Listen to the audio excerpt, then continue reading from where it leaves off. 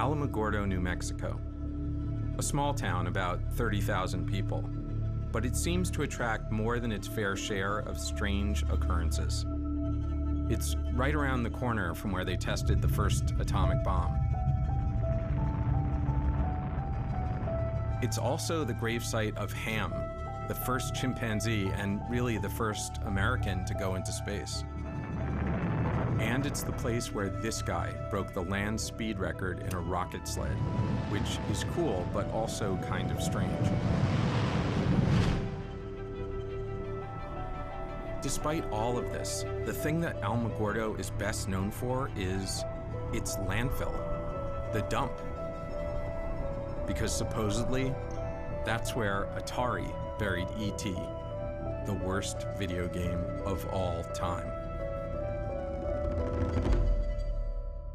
It's been described as the worst video game ever, E.T. for Atari. Today, we're going to talk about the worst of the worst. Here's our top 10 worst games ever. E.T. the Extra-Terrestrial.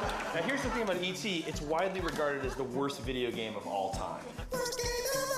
We have this myth or this legend of something that happened 40 years ago. Son of a bitch, get out of the fucking hole. If you grab a piece of the phone, the FBI agent keeps attacking you. If you take a step in any direction, you fall into a hole. And if you get out of the hole, you fall right back down. One of the major design flaws of the game was that E.T. fell into pits. Damn it. Shit. Well, come on. And guess what? It now lives out its days in a landfill. It's rumored that decades ago, truckloads of that game were dumped in the Alamogordo landfill. The idea that they had so many of these things, and they were so unable to sell them, give them away or whatever, they literally had to drive them out into the middle of the desert and bury them like a dead gangster. It's almost too crazy to be believed. I think it's kind of silly, because it's urban legend. It's just a great story, I think. I believe that this story endures because the adults just don't get it. And that's satisfying to the young people. Whenever you look at what the reasons are for it, nothing makes sense. What drove someone to need to hide this stuff so intensely?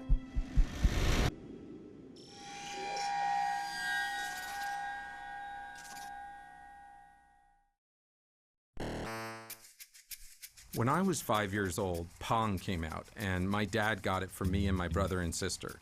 When the Atari 2600 came out, Atari! I got every cartridge I could get my hands on. I played it constantly. Atari was like Xbox and PlayStation rolled into one. It had an 80% market share, and the 2600 was its killer app. Adventure was probably my favorite game on the 2600. I spent 3 weeks sitting in front of my TV trying to find the first Easter egg ever hidden in a video game. It looks kind of stupid now. You were just a block who picked up an invisible dot and carried it into the special room to discover the programmer's name. But to me, finding that hidden screen was like a revelation. As an adult, I still play a lot of video games, but I also write and direct movies. That's my job. I've worked on a lot of big comic book movies, the kind they make shitty video games out of, and I even wrote some of the shitty video games. But I'm also fascinated by myths and urban legends. In fact, 10 years ago, me and this guy Werner Herzog went to Scotland to find the Loch Ness Monster. We never did find Nessie, but I still love an adventure, especially to unravel an urban legend. Today, video games are everywhere, so it might be hard to understand my generation's obsession with Atari. But for us, it was the gateway drug to a lifelong addiction to video games. And then one day, it was just gone. Sometime in the mid-'80s, it just disappeared, and there were no more Atari games. And I always wondered what happened. Where did it go? So this is the famous landfill, the burial, the final resting ground of E.T. Yeah, this is the place. This road here, this gate, this is exactly the way the Ataris would have came through that ditch and up through here. It was the only access in. Back in those days, it was just pure desert. And is there any way to get through this, or yeah, it's a high security gate. So, duck under, yeah, I guess that works. Joe Landowski has been the garbage guru, if you will, for a number of years. He operated various waste disposal companies within Alamogordo and Otero County. And when it comes to the Atari graveyard, I believe he probably has more direct knowledge than anybody else. Joe's the guy that's advising the city and telling the city where everything is. And I think that he's the only guy that might be able to walk out to that dump and point to a spot on the ground and say, this is where it's at. So this whole area, this is where it's buried? Some people don't believe it's there, but trust me, it's there. You can kind of feel it, right? Is that just me? It's pretty much you. It's just me. So what are these little boxes here? Each one of those boxes represent where garbage is. I see. Someone would write down, oh, that's where we put the Atari trash, that's where we put, No, that's the problem. Nobody did. We do today. So it's looking for, it's like looking for a haystack in a pile of haystacks. Pretty much. And then looking for the needle inside that haystack. Find the needle so it's inside. 2 levels. This picture here is actually out of an old El Paso Times article. This is actually that day in that event and when it actually occurred. So what we did is just to figure out, okay, if this reporter took this picture here, then the reporter had to be standing somewhere in this area. So here's the 2 cells that we pinned it down to now. So when you come back here and put the reporter, taking the picture, and you make that line, and what you're looking for is to make sure the line intersects with the buildings. Joe Lewandowski wasn't just a guy who knew his way around a dump.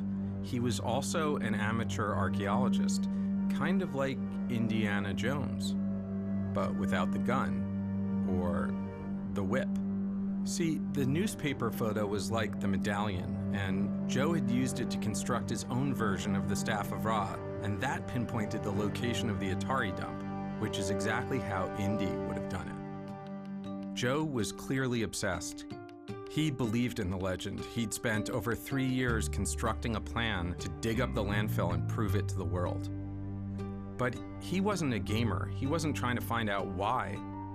And that's what I wanted to know. Why would the company I love so much decide to bury its future?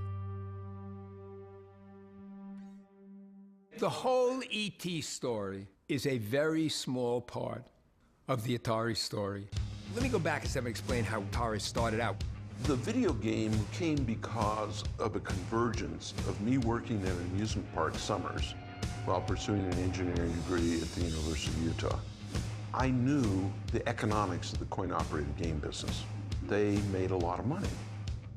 Nolan designed these incredibly elegant circuits, put together in a way that's so clever that modern engineers have a hard time understanding and repairing these things. My partner and I, Ted Dabney, started working on a ping pong game. By the end of '72, we did $3.5 million. And then we did 19 million, and then we did 35 million. It was a hockey stick. This electronic medium, which was just beginning, had some traction with people. And once you played some of the more sophisticated arcade games of the day and understood that maybe there was a chance you could duplicate that in a home game, your eyes got big. Home video games have been a success from the moment a company called Atari launched this basic game, Pong, which has been imitated by at least 40 other manufacturers. They're selling like crazy. 300,000 last year. This year, 3 million. Next year, 6, maybe 10 million. We felt, well, maybe this is the time to sell to a company with deep pockets. I was in my office at Warner in 1976. The phone rang, and it was a guy named Gordy Crawford, and he asked the question I've never forgotten. Would you guys be interested in acquiring a technology-based, fast-growing entertainment company? And I said yes. I didn't know what I said yes to, but I said yes. And that led to my introduction to Atari. Atari, where the future comes from. What excited me about Atari wasn't Pong, it was the chipset that led to the Atari 2600. Pong was sort of okay, you bang up and back and up and back. But this meant you could constantly change the games, and that was a very exciting idea to me. We introduced the 2600 in 1977 with 9 cartridges. The home video game was a very close approximation of the coin-op experience. It changed the mindset of the world. Turning the television from a passive medium into an active medium, that was what we knew we were doing, and that was super exciting to be the pioneers in that field. It just blew people away. Nobody knew any of this stuff. They made it up as they went, and they were good at it, and it started everything. It was playing those games that taught people the potential of a computer. Atari, at some level, brought the computer revolution.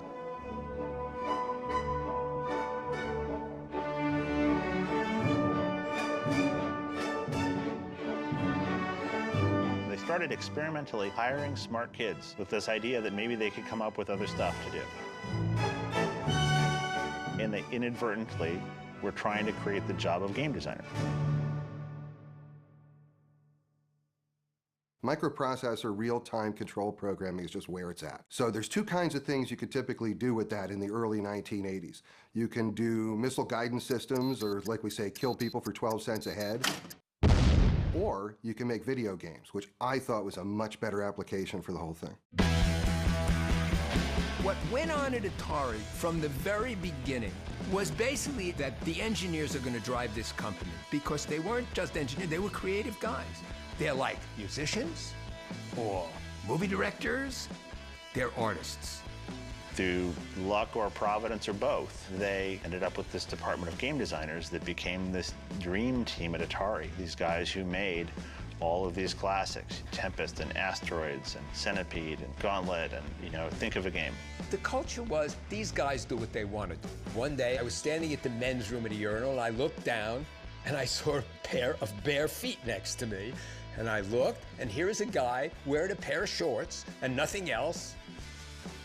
And I said something, and they said, oh yeah, that's so-and-so, he's a great engineer. He doesn't like to wear clothes. The coin-op engineers at Atari, they were great.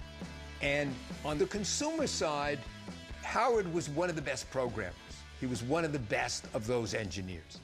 At the heart of the creative process is the programmer.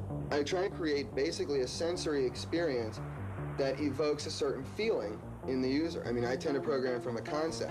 I mean, I was made for this. I mean, this was what I was made to do. January 11th, 1981, I showed up for my first day of work as a game programmer at Atari. So do you remember the first day you showed up here? Absolutely. My first office mates were Todd Fry and Rob Zadibble. And I had an understanding that there was a lot of dope that was smoked at Atari when we were there. And so on my first day at work, I brought a joint because I didn't want to be, you know, I wanted to be a courteous guest. And so I showed Which, by up. the way, this is a good lesson for our younger viewers. If people are doing drugs, bring your own so you fit in. Todd walks in, shuts the door, and says, I'm going to get high in here, so if you don't want to be around this, you better leave. No, actually here. I said, I brought a joint. And he sort of looked at me, he went, I'm going to smoke some real stuff, okay? That was my introduction. That was my first day at work. We wanted people who worked hard and yet had fun at doing it. How do we mix up so that we don't know the difference between our work and our play? The company's motto was, we take fun seriously, but we used to say, we take fun intravenously. And they didn't like that very much. No, I don't know why. The party atmosphere was actually a calculated plan to incentivize. I would set quotas. If the quotas were met, I'd throw a kegger. They would just roll out in a car, go to a liquor store, and they gave someone a company credit card, and they came back with a bunch of booze, and we consumed it. Over there is where the hot tub was. Inside on the first floor, there's some great stuff that went on in that room. Over here, here's the hill that, you know, one day I was wearing a dashiki shirt, which I was very into back then, and I would do somersaults down the hill. I might have had some cocktails that afternoon at that point. Did you know that you were entering this crazy party atmosphere that you'd be? No, even though I was told I was, I had no expectation that it could really exist. The best recruiting tool we could have for an engineer was to bring him over to one of our parties. Hey, what's happening, people? Hey, how's it going? They felt, hey, I'm a nerd. There are girls here. They're talking to me. It's good. That was the culture. These guys are the lifeblood of the business. They do what they want to do, and that's fine. In some ways, things happened to me over the course of 3.5 years here that made the next 25 years really tough, because it established a standard of what professional life and life in general could be And I never let go of the thought that my life could still be this or better. I just didn't know how to do it. It's really intense for me to come back here. This is the first time I've been back here in 30 years. And this was the place where I was introduced to what life could be for me. What a working life could be, what real creative satisfaction could be, what doing something really meaningful could be. Those are all things that come back to me in this moment. It's very intense. So what really happened back in 1983? People heard the rumors, but Atari denied the dump ever took place. And eventually people forgot about it.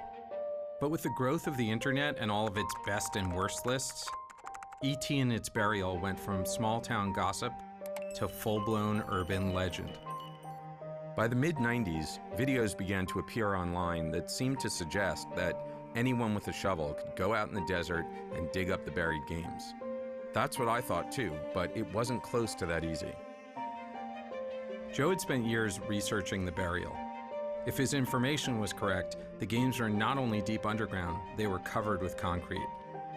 Joe was still wading through a sea of red tape, but if and when the city approved his plan to excavate the landfill, he was going to need more than just a shovel. He would need giant yellow digging machines and a bunch of guys in hats and vests to operate them. This is one of the photos of the actual burial when they did it. So we're looking at like 15 feet down to hit the concrete. Under the concrete's mostly dirt. It's just it's the bottom of the pit. What's that thing right over there? That's a motor grader. A motor grader? Yes. That's for really just fine grading, you know, like the highways and roads, and fine planing large areas. So we conceivably might need that for this, right? No, no. I mean, but you could bring it out before, right? I mean, you might want to park it there so it's ready. No, not really. Oh. No, we're fine. I don't know. Not my field. I am concerned that Joe's moving kind of quick, and we do need to throw some brakes on and slow it down. The opposition comes from environmentalists, maybe within the community, and the concern is that Alamogordo also may have something else buried in the landfill that may be hazardous, and we may not know exactly where this location is. Nobody really and truly has dead honest records as to where everything is buried out there. And we're talking potential mercury-laced pigs, malathion, possibly DDT. There's potentially lead in there, maybe some other dangerous metals that are in those cartridges.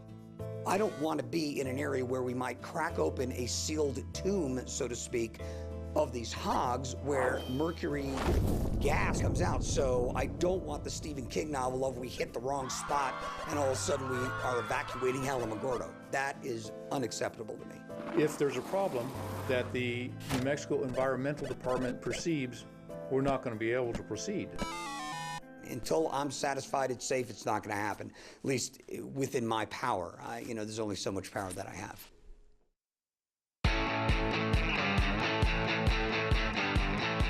So for my first game, they wanted me to do a coin-op conversion. Although I had only been there for about a week, I went to my manager and I said, you know something? I said, this game, Star Castle on the 2600, is just going to suck. I know it's going to suck. And I said, but I think I can take some of the key things that I think make it a fun game and rework it so that it would work on the 2600. And so they said, okay, go ahead, do what you want to do. So how did you learn how to program a game? I just read the manual and started writing the game. No one had ever done like a backstory for a game before. And I thought, this is my first game, and I want to be involved in every part of it. I want to make it the best thing it could possibly be. So I wrote this like 7-8 page story. I stayed up all night just writing this story, knocked it out. And it was a science fiction story about flies that get on the first interstellar spaceships and mutate and evolve and take over the solar system. But now they're under attack by this other monster and stuff. And that's a short version of the story. So I thought, well, I need to name it. So what I did was I named it Yar because that's Ray spelled backwards. And Ray Kazar was the CEO of Atari. Right, so I've got his name keyed into the title. And I thought revenge, great action word, you know, so that's compelling. And so that's how it became Yar's Revenge.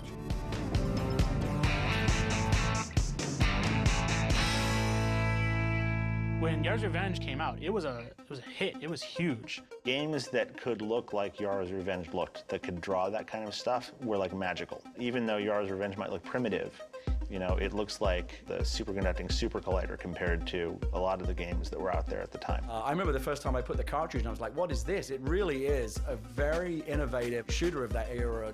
Getting a ship to fly around, so it's fun just to fly the ship around, is a trick, especially on that hardware. The enemy was cool and scary, and it felt really good to defeat it. You feel like it's your victory when you beat those challenges, and you feel like it's your defeat when they beat you. And you'll keep coming back because you didn't lose by being cheated. You didn't lose because the game did something unfair. You lost because you weren't quite good enough. And all of the great games sit right on that edge. I remember playing Yars' Revenge one day, and we happened on this trick that let you, if you were on this right spot at the right time in the game, and it was in between levels, these initials came up. The initials were HSW. To us, it was some weird mystery, like we had to figure out what HSW meant. And finally, in one of the game magazines, they published what HSW meant. Turns out HSW means Howard Scott Warshaw, the guy who made the game. Yars' Revenge was the first game that Atari ever did where the programmer's name went out with the cartridge. Yars' Revenge had a lot of firsts, and that was just one of them. Yars' Revenge is the best-selling original game for the Atari 2600. It sold something like 1 million copies. Every reviewer at the time thought Yars' Revenge was one of the best games Atari put out. You know it made a lot of money for Atari. In 1981, this is a company that made operating profits of something like $375 million. One of today's greatest marketing triumphs in the entertainment field is video games. It was beyond comprehension, the fastest growing company in American history. This was an explosion. Even those of us who were in the middle of it were shaking our heads going, oh my God, this is amazing. We were the most successful coin-op company. We were the dominant consumer company. And we sat around literally saying to ourselves, what are the categories of games? What are the capabilities of the 20th century? Where is this industry going? Everything that Joe has put together on this Atari graveyard so far seems to be coming true. I'm in favor of the Atari games being dug up because it is the largest myth in the gaming world. I believe that Joe just thinks it'd be an outstanding event for Alamogordo and a way to get us on the map. On Tuesday, Alamogordo's City Commission approved a deal to dig in the old landfill within the next 6 months. The city has given its okay, and now the state has given them approval. Film crews will be in Alamogordo. The documentary film crew will start probing the dump for their strange buried treasure at 9:30 a.m.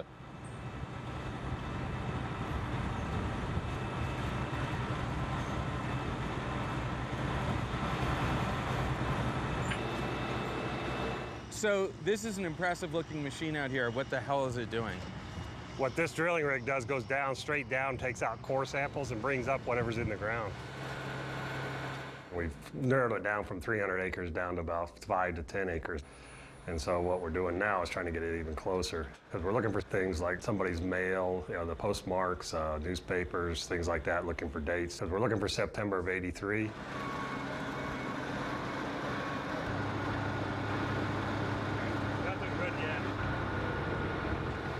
Don't you think people are going to be disappointed if we dig it up and we don't actually find the ET games? I mean, wouldn't that be... That'd be very disappointing for all of us, all the work, 3 years of work put into this. So what do we do then? You're just going to dig up the whole landfill or something? No, we can't. The Environment Department will not allow that to happen. You're saying that there's a possibility that this could turn out to be a giant waste of time. I think I said it before. I'll bet the car, I won't bet the house.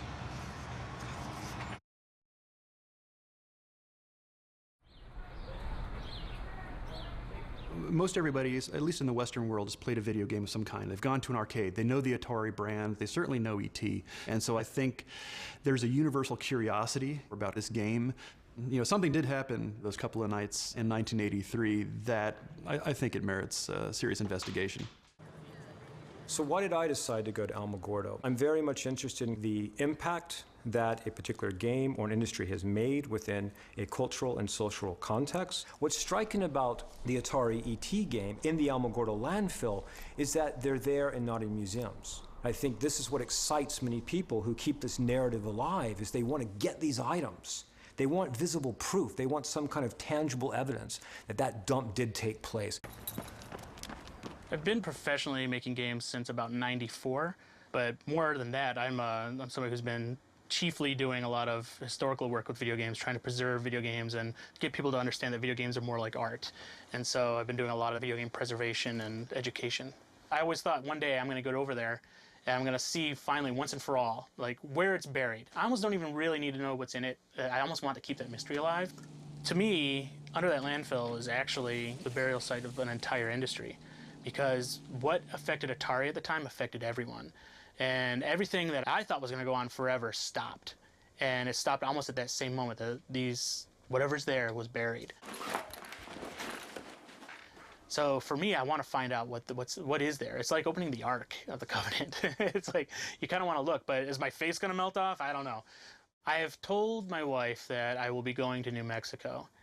And she asked me why, and I started to explain, and she said, I don't need to know. You just go do it.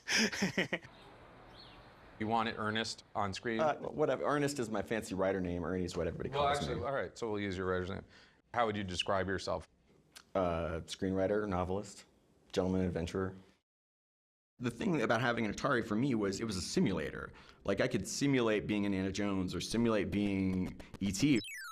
Having access to that and coming from a family of like modest means and not having to, beg for quarters and just be able to play as much as you wanted, that was such a huge part of my childhood and fed my imagination. And that was the inspiration for Ready Player One, my novel. The idea of, like, what if Willy Wonka had been a video game designer and he held his golden ticket contest inside his greatest video game creation. And that all came from finding those Easter eggs in all those Atari games. I felt like a little kid this past week, like getting ready to go to camp. Alamogordo and the Atari graveyard, for me it's like holy ground. And that was when I realized my DeLorean's already in New Mexico. I just have to fly to Santa Fe, pick up my DeLorean from George R.R. Martin, who was using it for the Back to the Future screening, and drive it down to Alamogordo. I could stop at the Very Large Array, also hit Roswell, and then go to Alamogordo and be there for the excavation of the Atari graveyard. As soon as those tumblers clicked into place, I'm like, the most epic road trip of all time, I have to go. It's like I'm Indy going to Westeros to meet Doc Brown and then save E.T.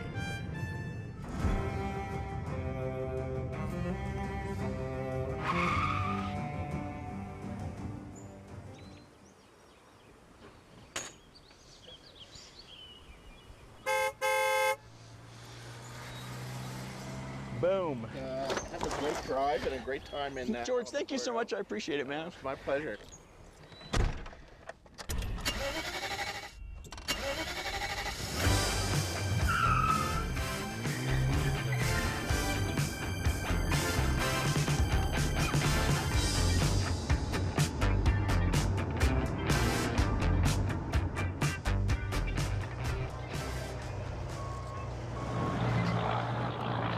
There. There it is. This is a good piece of evidence because right here.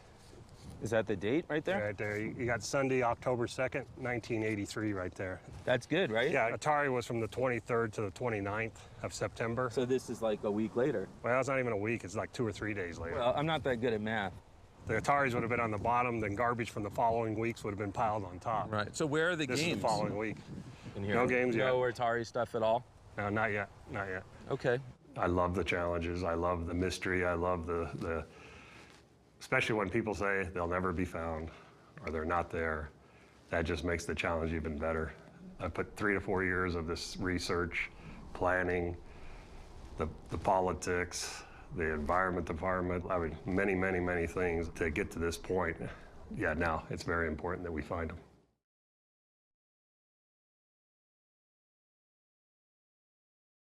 So back in the early 80s, movie licenses for video games were just starting to come into vogue, and I think Raiders was the first one. So they needed someone to do Raiders of the Lost Ark. I think what happened was yours was very successful, and so they wanted me to do a big game, and then it was up to Spielberg. So when I went down and met with Spielberg, and if Spielberg would have said, I don't think he's really right for the game, they would have sent someone else. Can Indiana Jones escape from the forces of evil? In Atari's Raiders of the Lost Ark adventure game. What was the reception of the Raiders of the Lost Ark game? It was another million seller. Raiders was huge. I mean, I can honestly say I'm the only programmer in the history of Atari where every one of my games that was released was a million seller. The word meteoric comes to mind. And now, Steven Spielberg brings us E.T., the Extra-Terrestrial. Spielberg says, well, you know, my pictures, they open slow, and they build, and they hold, and da-da-da-da-da-da. And I just looked at him, and I didn't know anything. I said, not this one. It was E.T. I said, it's going to open huge, and it's going to stay huge.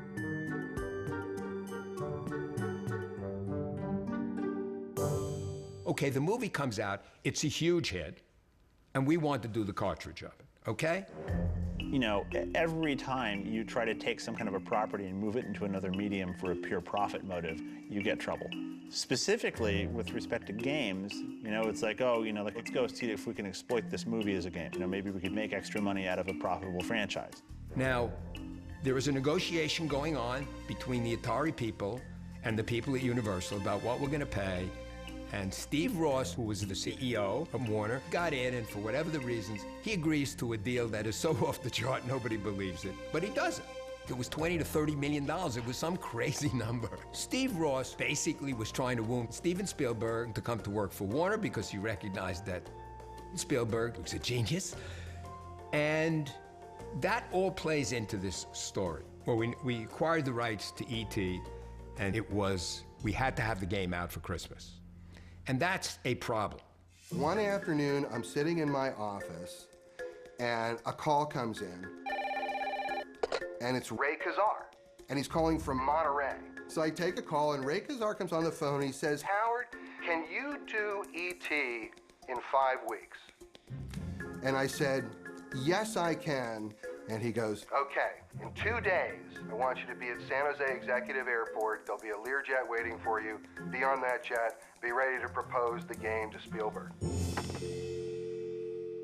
During that meeting, when I flew down on the Learjet to go meet Spielberg and present the game to him, even though I only had 5 weeks, I still wanted to innovate. So I proposed a 3D world that the game was going to take place on. And the huge scope of what I was trying to achieve, it walks that line between really trying to make something happen and venturing into the impossible and walking off a cliff.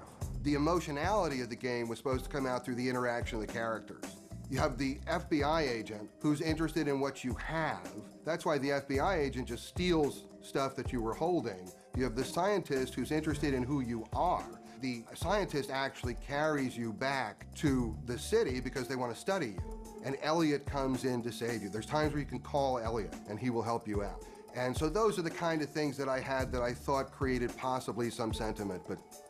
And at one point, Spielberg says to me, he goes, you know, couldn't you do something more like Pac-Man? No, Stephen, we need to do a game that's fresh. We need to do something that's really worthy of this movie. How simple you can make a complicated game. It's how complicated a game can you make subject to the constraint of easy learnability. My job is to produce a cartridge that is going to sell for Atari. A typical VCS game at the time took 5 or 6 months, and this was going to be in 5 weeks. You might think, no, nobody can do a game in 5 weeks, like most people in the department would think. But I don't think that way. I think, yeah, I can do that. The word hubris comes to mind. I mean, whatever it is I might have been full of, I was overflowing with it at that point. Because if the game can't make the Christmas market, the game is a total waste. They're going to miss their window. So that was the big thing. It was the $22 million bet that you could turn the game around in that time. I had a development station moved into my home, so I could be basically working on this game almost 24 hours. We found that there was a good probability of success if we took a coin-operated game and just ported it over to a game that we could play on the VCS. E.T. didn't have that. Hello? Somebody out there?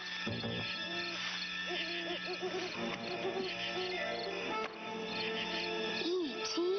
Video game? It's the video game that lets you pretend you're E.T. Okay, so the game's done, and one of the conditions I asked for was that Steven Spielberg is the one who approves the final game. So Steven Spielberg played the final game and approved it for release. Howard, who is a certifiable genius, went off and about a number of weeks later came back with a concept and a game plan. And I was amazed at how difficult it was, and yet at the same time how much fun it was to play. Have you seen the latest update? I've seen the final game. Are you happy with it? Oh yeah, it's my favorite course, I'm biased. I made the movie. So Steven Spielberg thought it was okay, so I thought, all right, I'm good with that. And not that I'm blaming him for anything. No, of course not. But it's his fault. A video game that lets you help E.T. get home. Just in time for Christmas. After E.T. was released, there was a great sense of relief that we'd actually made the schedule and everything was good. And then the game went out into market and it was very high on the Billboard list, and again, things were good. I got E.T., I think it was Christmas of 1982, if I remember correctly, and I thought it was like I was going to be the guy on the street who had E.T. before everybody else. Turns out everybody I knew got E.T. that Christmas. After a while, people start going by me in the halls, people from other buildings, people from marketing and management, and they're saying things like, you know something, Howard? You did a great job. We don't blame you. That was really something what you did. You really came through for us there, and we don't want you to think we think anything else. This really isn't about you. Don't feel bad. It's okay. It's cool. And I'm thinking, like, what the hell are they talking about? E.T. was a really hard game. It was the kind of game that was brutal, unfair, didn't make a lot of sense. I grew up in London, and there was a video game store in my town that let you rent them. I don't know what the rental was, like 50 pence for a weekend, and I still remember feeling like I wasted my money because it was bad. People aren't liking it, and people aren't liking it a lot. And what made it particularly bad was my memory of the movie was so great. I love the movie. Everyone loved the movie when it came out. It's a great movie, still is a classic movie today. And so this massive chasm that existed between the quality of the movie and the quality of the game that it was based on, I think just made it seem that much more like a slap in the face. Okay, well, maybe it won't sell 6 million, maybe it'll only sell 4 million or 3 million, that'll be okay.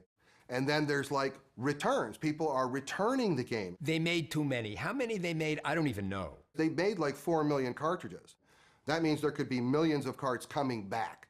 So what do you do with useless, worthless product?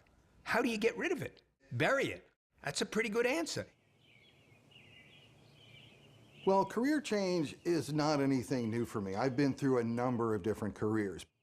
I actually went and got a California real estate license and then a broker's license and did that for a while. And I did that just long enough to know this was like the last thing in the world I wanted to do. And now I am a licensed practicing psychotherapist in California. And I'm a very unique therapist in that I have a master's of engineering and I also have a master of arts in counseling psychology. I mean, I'm the Silicon Valley therapist. I'm very good at translating between English and nerd. And this is the first time since I left Atari that I feel I'm doing what I really love doing. So it took me 30 years to get back to a place that I don't feel I'm a step down from where I used to work. And that's many, many different jobs. I know this dig is coming up, and I'm gonna be there. I'm gonna be standing right there. And I am gonna literally watch my past being dug up. And that's a weird kind of thing to anticipate. My hopes are in one way, my expectations are another, and I don't know what it's gonna be. I really don't know what it's gonna be. I don't know what it's gonna mean to me if something comes up, if it's there.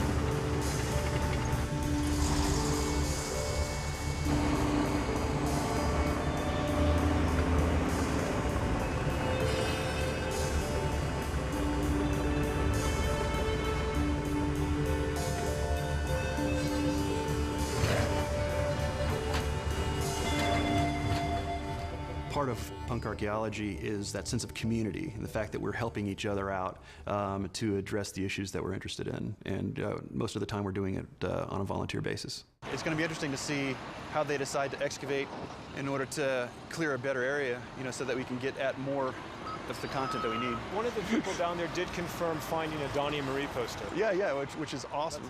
Well, basically, because we're going to treat this as a salvage excavation, we will dig a trench. We'll go through and excavate the material in the pits that we dig, at which point we'll send them up to the tables. We'll sort through the material, we'll weigh it, we'll count it, identify it, and that's the plan. So what's happened so far today?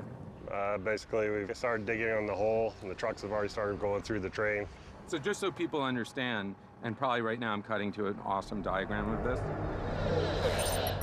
There's like 20 feet of garbage that's on the top of wherever the games are buried. Garbage and dirt. Sorry, garbage and dirt. Right. In the diagram, it's going to be pretty clear. And so that all has to be taken away, right? Yeah, we'll get the vast majority of the hole excavated out. And so far, have we found anything and found any Atari games? Or no, nothing. Nothing. Nothing yet. And son, I mean, you seem pretty nervous. Right. Are you? Oh yeah, terrified. Terrified, okay. I gotta be honest, I'm nervous as shit. I don't know if that'll help motivate you guys, but yeah, that did it for us. Yeah. We need to get back to work, yeah. Great, let's go. Now that you've done that. Go team, way to go. Son, calm down, buddy.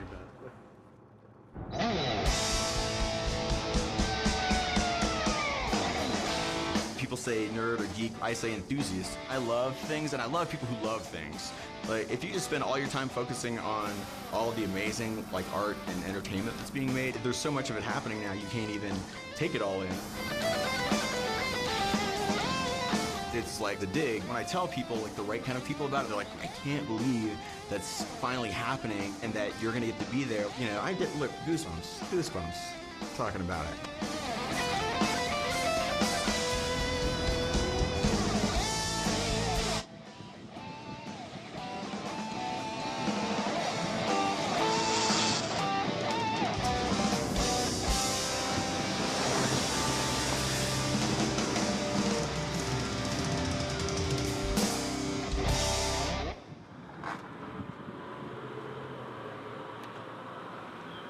The local video game shop in Austin, Texas, Game Over Video Games, gave me every copy they had of every one of Howard's games. Little known fact, E.T. has the very first official video game Easter egg ever in a video game. Warren Robinette had the very first one in Adventure, but he did that without anybody knowing. Howard asked if he could put Easter eggs in the game, and Atari said yes. If you go find the geranium and you make the geranium regenerate, it turns into Yar from Yar's Revenge, and he flies away. The first time that happened to me when I was 11 years old, I shit myself. And then if you do it again, it turns into Indy from Raiders of the Lost Ark. So Howard hid characters from this game and this game in this game. Hello. Hi, good afternoon. Welcome to the lodge. Well, it's great to see you here. Absolutely. Great. Can I get the last name? Warshaw. W-A-R-S-H-A-W. Howard. That's me.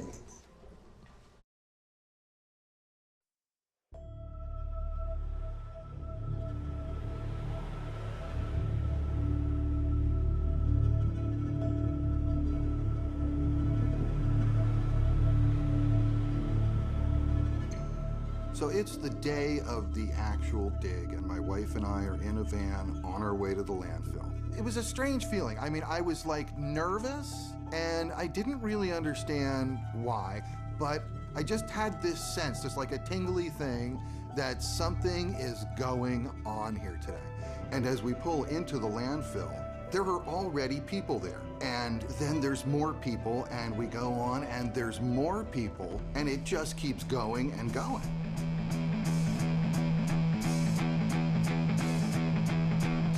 This sort of felt like a religious pilgrimage to me. I called up some friends, said, hey, can we get down there?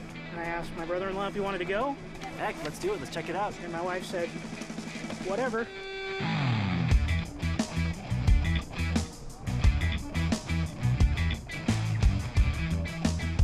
It's one of those weird, monumental video game-based events that only comes around once a century. This is our generation's urban legend. Billions of cartridges out in the desert. Growing up, you always read little rumors about it. And I grew up playing an Atari, which my babysitters had given me, and I actually had the E.T. game. My friend and I, she and I would actually, just for fun on the weekends, drive around trying to figure out where would these Atari games be buried. It was the fun of the legend, just like looking for the Loch Ness Monster. What did you think when you played the E.T. game last night? It was awesome, because in my opinion, I like terrible games.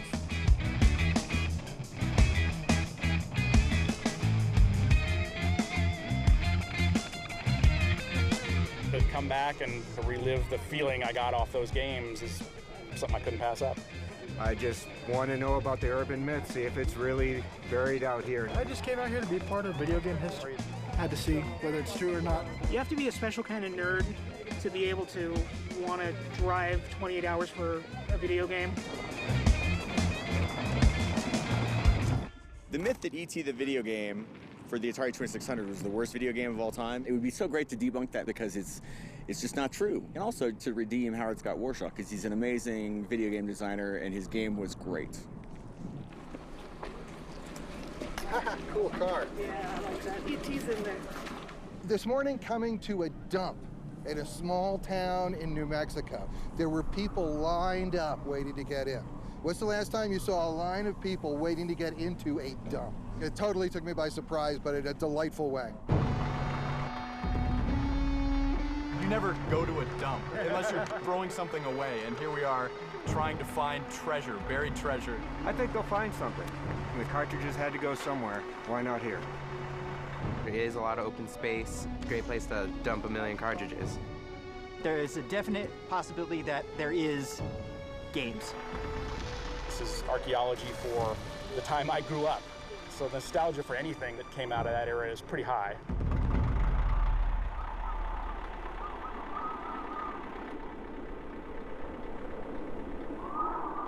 All right, now the wind is really picking up. On cue. On cue.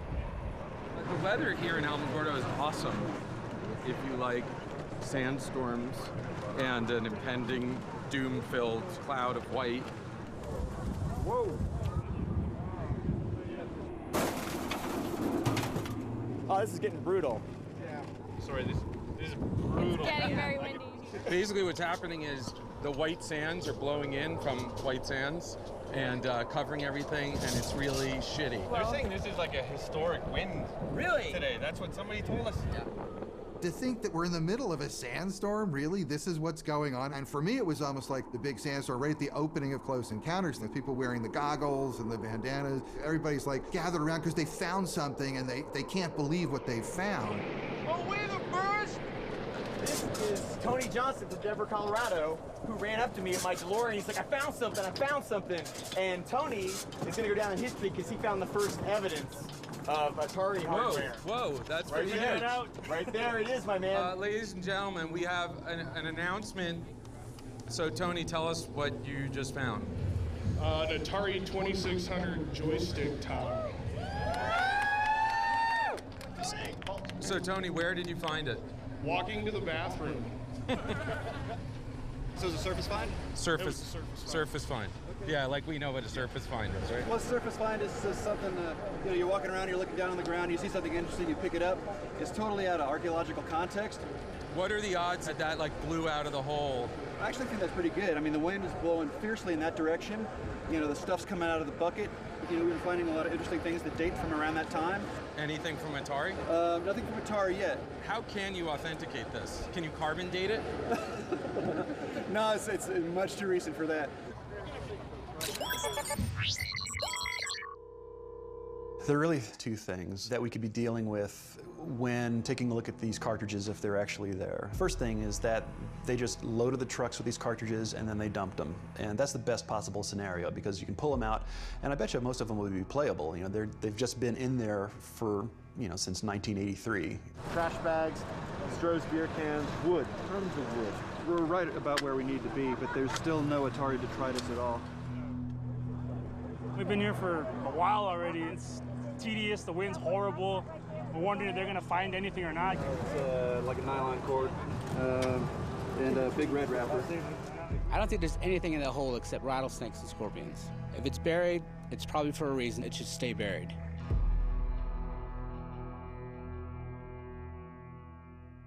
I wasn't thinking that something was really messed up until late '83.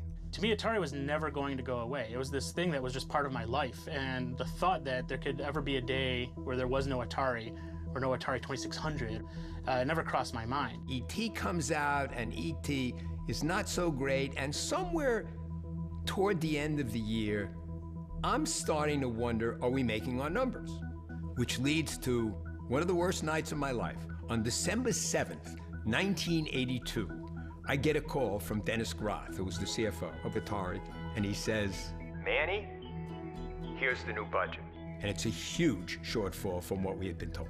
Warner Communications said today that its once booming Atari business lost another $180 million in the third quarter, for total losses this year of more than $500 million. I was starting to see enough signs in the company that things were starting to unravel. It was unraveling hard and fast, and we didn't have any ready solutions. Several Atari executives, including Atari's chairman, Raymond Kassar, sold Warner stock shortly before the negative earnings announcement and the decline in the price of the stock.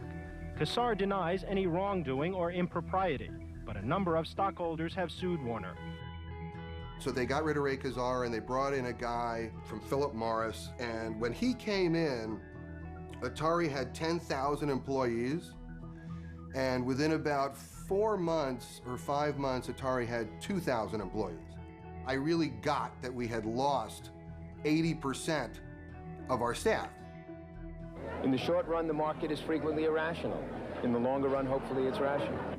The wild upside ride was over.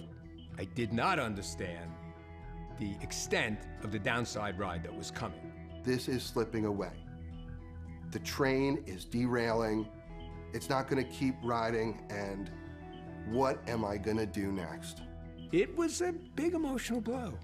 It was my baby, and I hated to see it abused. New Media Magazine credited E.T. with destroying the video game industry.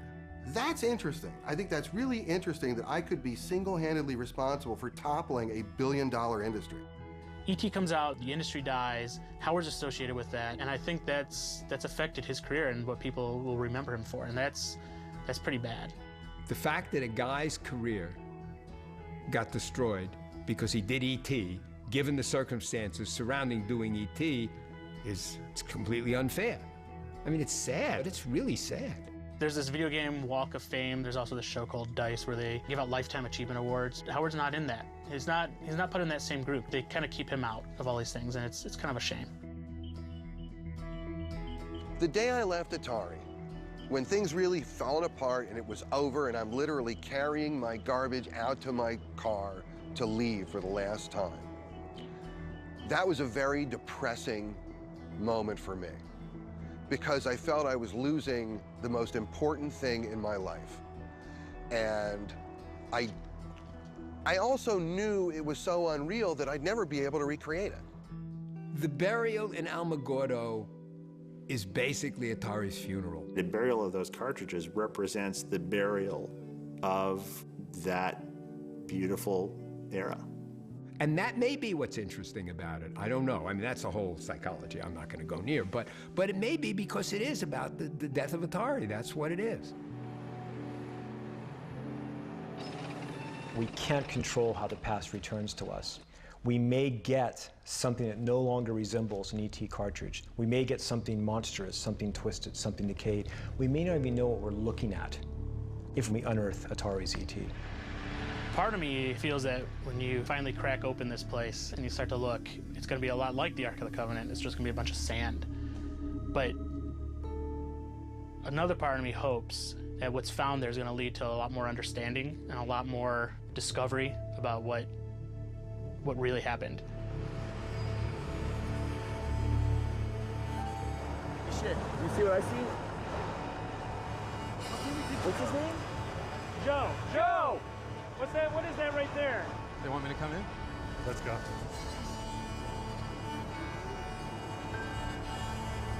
So what's up? You guys find something? I should have brought my binoculars. Can you show me?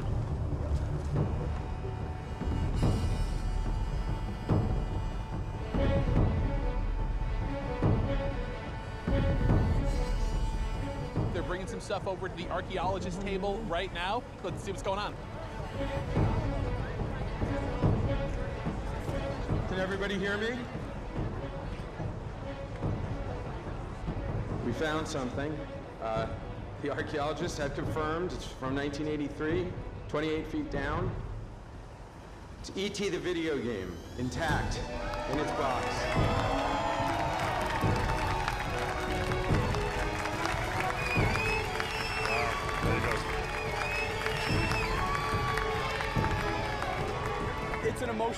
emotional event. They backed up this legend with fact, and it's incredible to be a part of it. Good job, Joe. I wasn't nervous till we got down to that where he was almost reaching his max land. But yeah, it was a big weight off my shoulders when that bucket came up and E.T. was there too. Congratulations, dude. Thank you. I didn't think they were going to find him intact. I thought for sure they'd be crushed and ruined, but now I got goosebumps. And it's not because of the dust storms. What's this moment like for you? Look at all the excitement that's been generated today over something I did 32 years ago.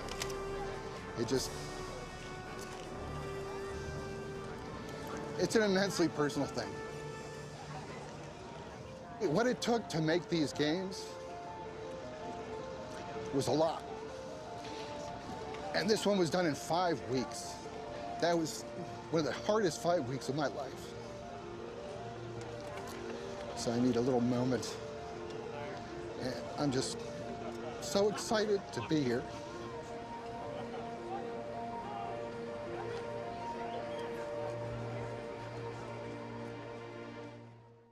A lot of these people who were complaining about E.T. had never actually even played it.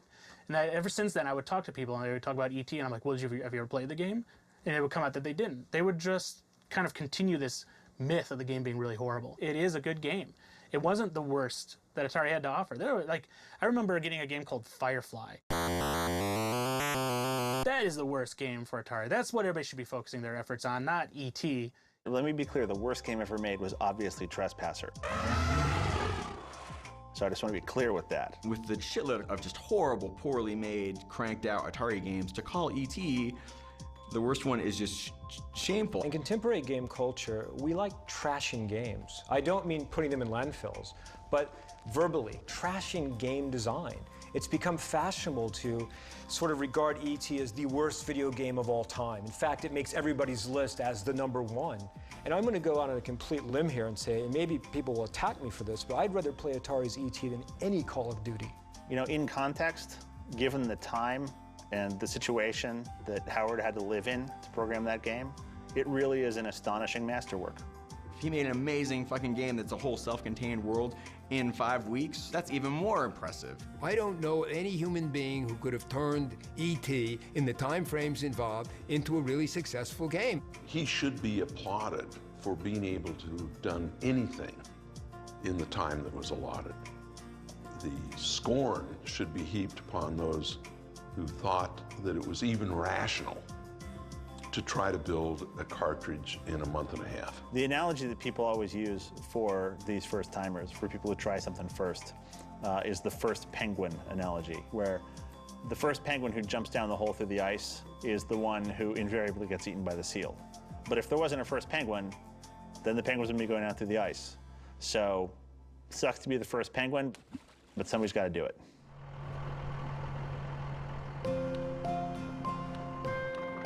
So it turned out that Joe Lewandowski had been right all along. The games were buried, almost exactly where he had predicted, and no mercury-filled pigs popped up out of the ground. So the legend of the burial was true.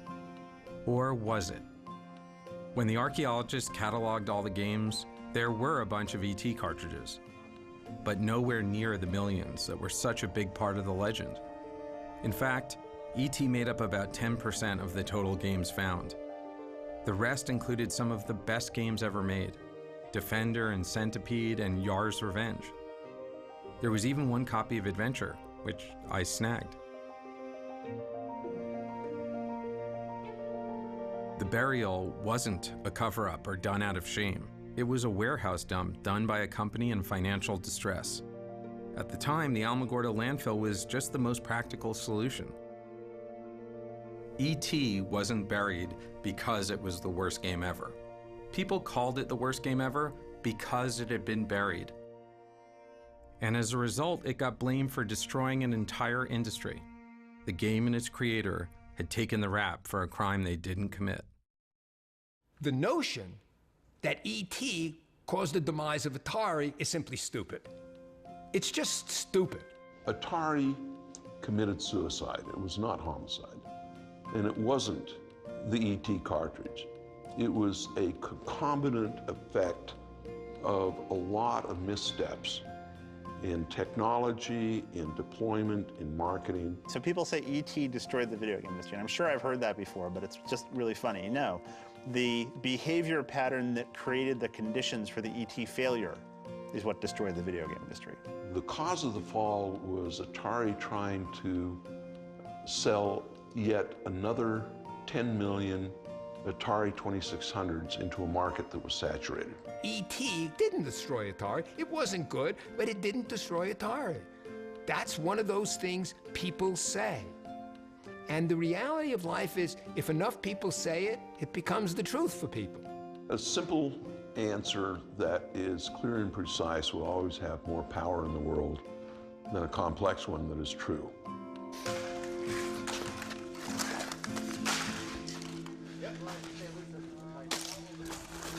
Here's another ET six-pack. What I would like to see happen is I would like to see whatever remains are recovered will then find their way into a museum in the service of game history. Well, you know, the city of Alamogordo owns the games and what have you that came through there by virtue of the fact they're in our landfill. We might be able to sell them on eBay. So if another terrible video game needed to be buried, would you be prepared to let it be buried in Alamogordo? Absolutely. Come on down. We'll bury your game. Atari was the first great consumer company to come out of Silicon Valley. It was exciting. It was different. It was the first engagement that a generation had with computers. So a generation grew up being introduced to the computer age by Atari games. We brought a whole massive new entertainment medium into public consciousness. So for a whole generation, we are the definition of the video game era. And it's cosmic. These guys really never got their due for really starting the whole industry. 3 Lives was invented by a person. Flying a ship around was invented by a person who had to figure out what that was.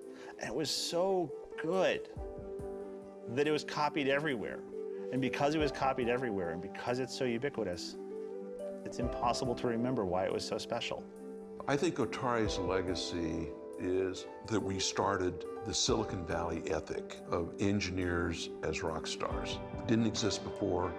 I think the casual culture, the meritocracy didn't exist before. I believe these are underpinnings of the things that made and continue to make Silicon Valley a special place in the world. And I think that Atari will continue to endure as an icon of innovation.